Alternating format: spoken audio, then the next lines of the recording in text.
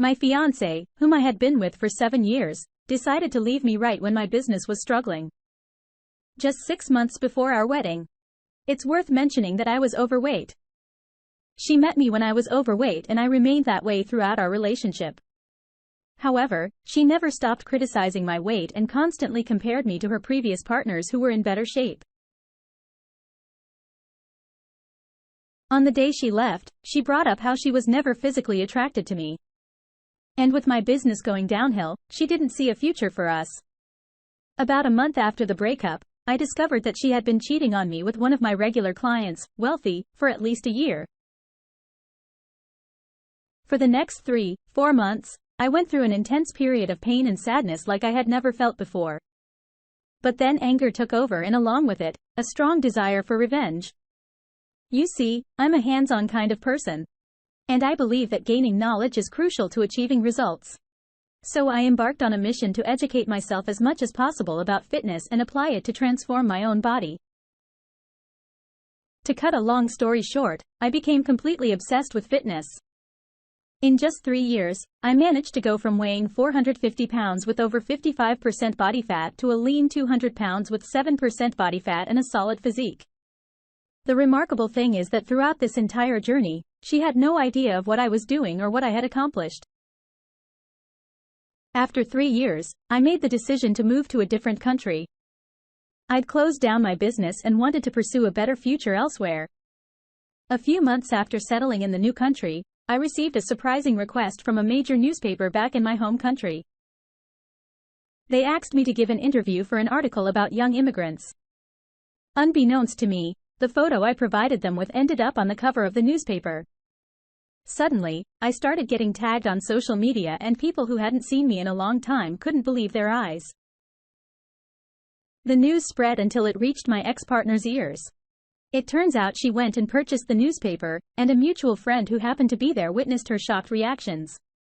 Her jaw literally dropped to the floor, and she couldn't stop asking how this could be possible and if the photo was real. I later heard from friends that she was complaining to everyone who knew us. By the way, I'm planning to compete in a fitness competition within the next year or so. So, yes, I'll be sending her a signed photo even though I've completely moved on from her. Consider it revenge number 2 currently in progress. Once I settled in the new country, I met a girl and fell deeply in love with her. I hadn't been in a relationship since the previous breakup, because I had trust issues, and was too focused on my fitness journey to pursue romantic interests. I was introduced to her through a relative and she seemed perfect to me. It took some reassurance from her to regain my trust and opening up emotionally. Before long, I started envisioning a future with her, and we entered into a committed relationship. However, she wasn't the easiest person to be around. She tended to be judgmental, immature, had OCD tendencies, and possibly had borderline personality disorder.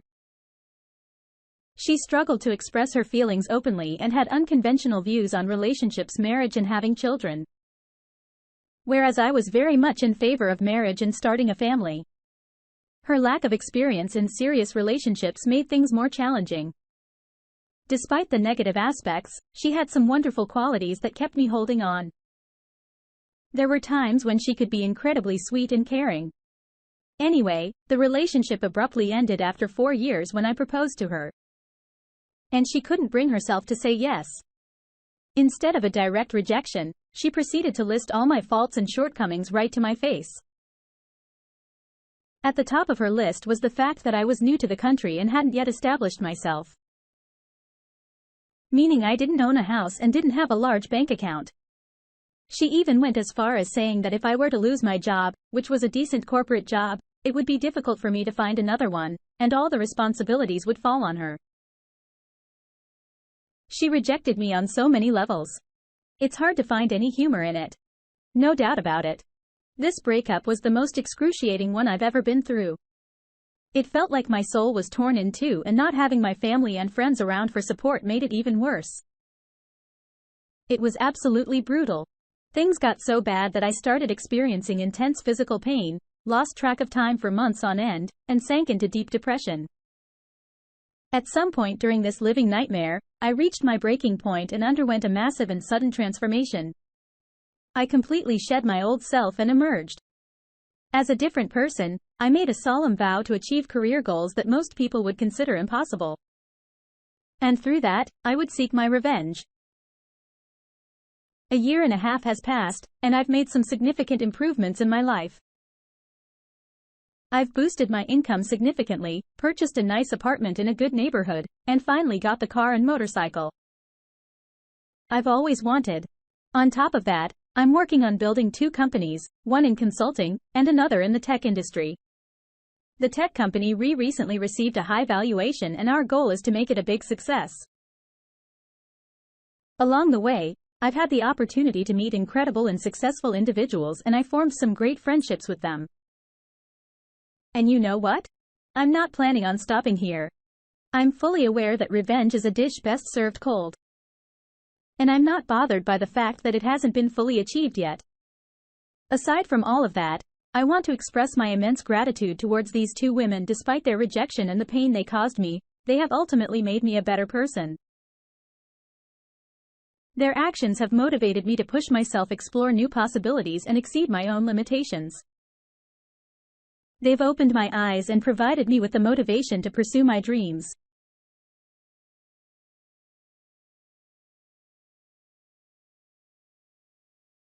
Second story. It's been 5 weeks since the day everything changed for me, and I've been on an emotional roller coaster ever since.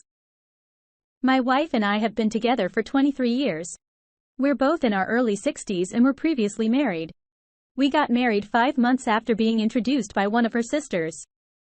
Throughout the years, we've faced a few challenges, but we've stayed strong and overcome them together.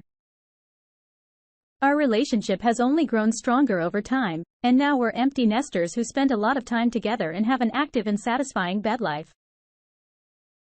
We got married when she was 37 and I was 40. So we both knew about each other's romantic past, and it has never been a problem for us. Throughout our years together, we've occasionally shared stories about our pasts, but it was never forced or necessary for us to ask questions like how many people have you been with?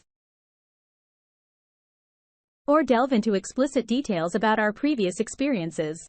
However, about 2 months ago, something changed, and we started having more casual conversations about our past relationships and partners. My wife, in particular, seemed to have a strong urge to share everything she could remember about her own experiences. I found it all quite fascinating and enjoyable to hear she had some funny stories to tell, and some of it even sparked my interest. We kept sharing stories for a couple of weeks until one Saturday morning, she was doing her hair at her dressing table while I was lying on the bed talking to her. After finishing a story, she said, "Well, I think I've told you everything about my past. You probably know more about me than anyone except myself." I could see her reflection in the mirror, and she could see mine. I chuckled and half-jokingly asked, "So you've never cheated on me?" Her expression changed. Her eyes looked away and she mumbled, "I can't answer that." Then she added, "But I can't lie to you either." What she revealed next shattered my heart and destroyed the sense of security I had built over our 23-year relationship. Her story goes like this: a few months after we got married, she had to travel to Florida for a custody hearing with her ex. She felt incredibly nervous and scared because she had to represent herself in court while her ex had hired a powerful attorney. The plan was for her to fly down the day before the hearing, spend the night at a motel, attend the hearing early the next day, and then fly back home in the evening. On the day of her trip, she landed in Florida, picked up a rental car, and drove to the motel where she had booked a room. She intentionally chose a motel near a beautiful beach she used to visit when she was still married to her ex. My wife really enjoys strolling along beaches. They bring her a sense of peace and tranquility. On that particular day, she made a stop at a liquor store on her way to the beach. The upcoming custody hearing had her feeling incredibly anxious, and she thought a little rum might help calm her nerves. She wasn't a complete teetotaler but also not a heavy drinker. She spent a couple of hours walking on the beach sipping her rum, and at some point, she realized she was feeling quite buzzed. Then she remembered spotting a cute little diner not far from her motel and decided to go there for a meal. When she walked into the diner, it was nearly empty. So she chose to sit alone in a booth. A little while later, a guy she described as good-looking with gray hair walked into the diner. She guessed he was around 45 years old. He sat in an empty booth across from her, and they exchanged greetings. While they were eating, they started chatting. He came across as a really nice guy, and she found out that he was a professional photographer who loved his job. During their conversation, he asked if he could join her in the booth. She didn't see anything wrong with it. I've told her that I would have been suspicious at that point, but she believed he was harmless and enjoyed having someone pleasant to talk to instead of going straight back to her hotel room and being alone with thoughts about the next day. I should mention that my wife is naturally trusting and tends to see the best in people rather than assuming the worst.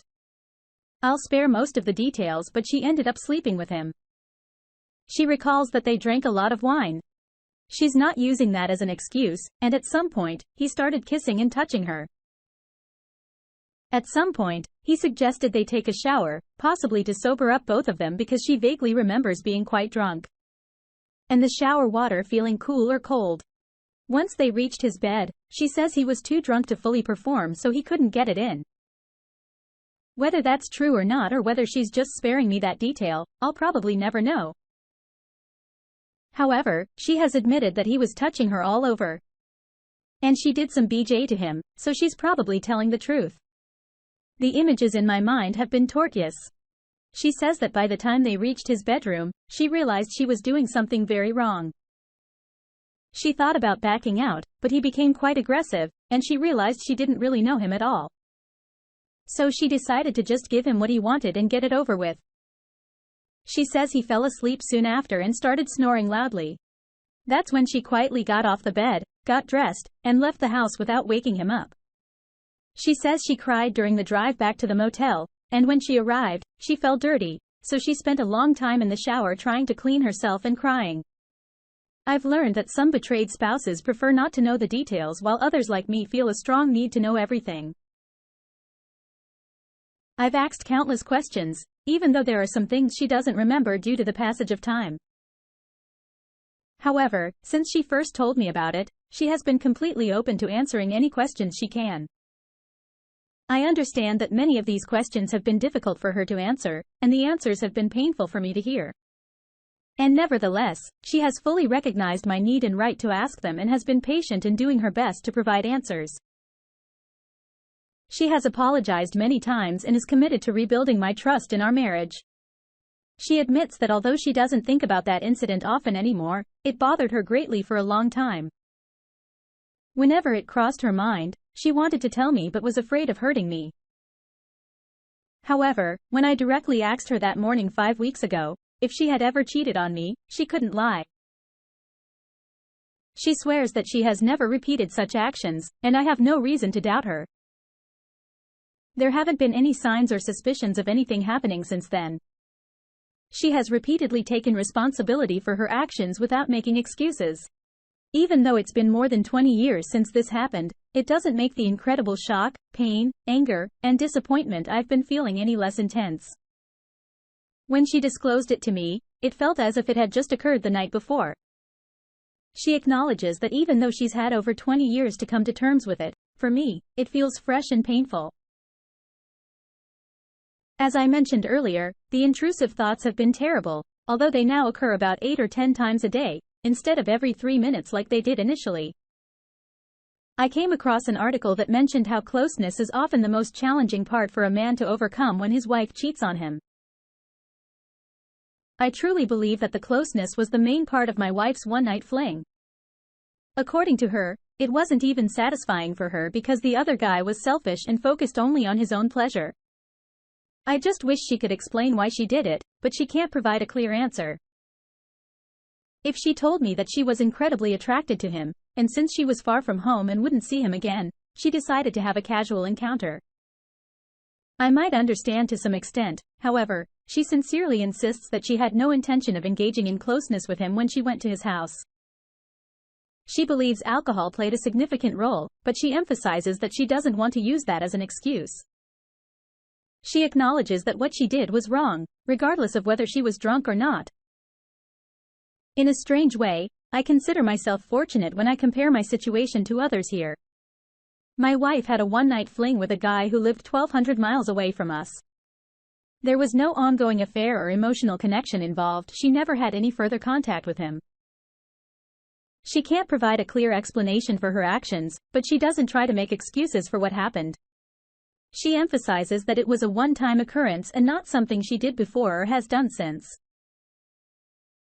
I love her deeply, and I know she feels the same way about me.